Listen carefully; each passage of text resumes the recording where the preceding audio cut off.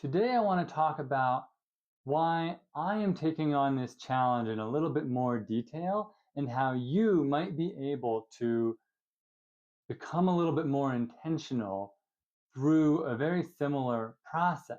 And maybe we can learn something together. Welcome back to episode 3 of my 40 Cubed Challenge. And so, can you believe it? I've completed 2 challenges. Hang around to find out which ones are completed. I would consider myself to be bad at planning and setting goals and intentions and being strategic and looking forward in my life and saying, what do I have to do now to get to where I want to be?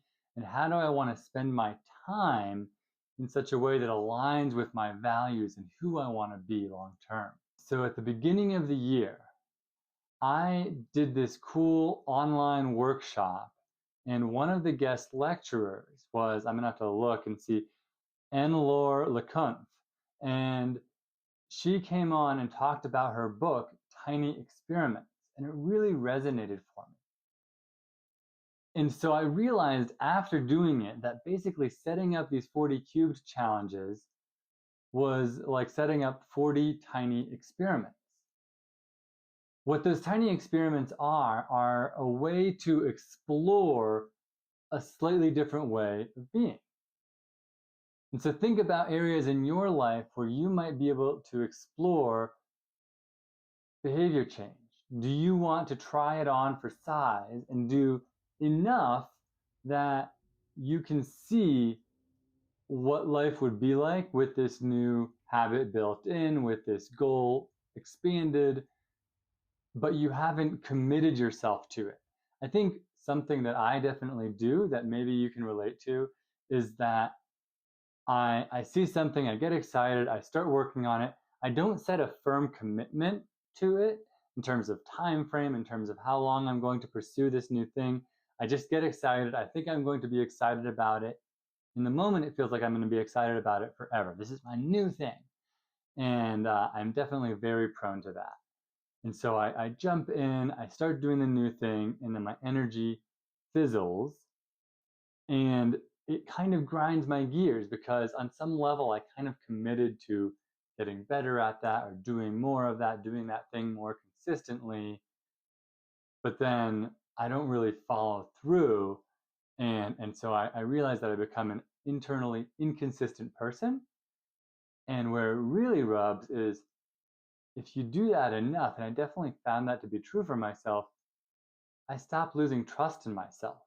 I stop treating myself as a person of integrity because I can tell myself that I'm going to do something like a New Year's resolution to go to the gym more, eat healthy or something. But I'm not being that person that I said I would be when I set my intention. And so these tiny experiments are a way of doing that without the long-term commitment. And that's exactly what my 40 Cubed Challenge is about. So the first challenge that I completed was one of these tiny experiments. It was doing Duolingo, learning Spanish on an app on my phone for 40 days. And I really enjoyed it, actually. And now I get to decide, yes, I want to make that part of my morning ritual. Maybe I won't be quite as strict about it's something that I do every single day indefinitely, but I get to have that internal consistency and build that trust in myself that I did 40 days. Check. One challenge down. The other one that I did is I did 40 pull-ups in 40 minutes. And so my brachialis muscle here on my forearm still gets really tight, and I can feel the plates from the surgery on my forearm from my accident, which was almost 6 months ago to the day. I can still really feel that when I do pull-ups, especially when I start to push the reps up.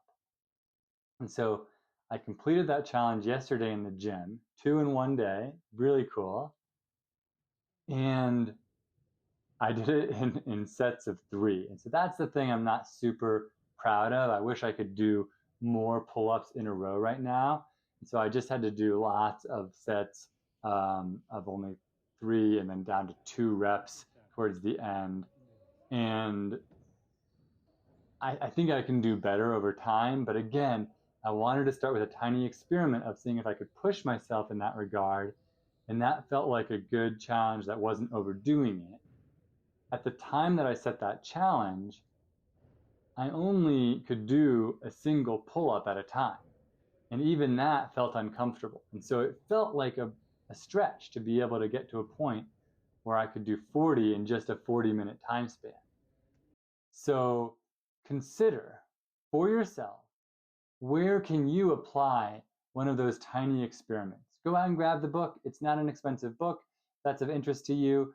Tiny Experiments by Anne-Laure Le Cunff. Sorry, I'm probably butchering your name.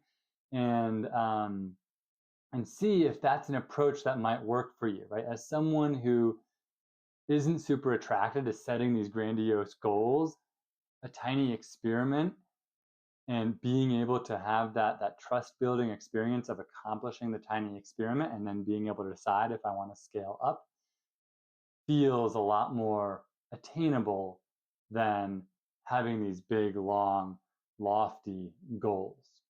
I'd rather kind of create building blocks, build that trust, build that internal consistency, that integrity for myself back up where I can say, yes, I am a person who lives with intention because I have thought about this and I have stepped slowly up as opposed to just jumping in, which is my tendency, and that has always backfired on me historically.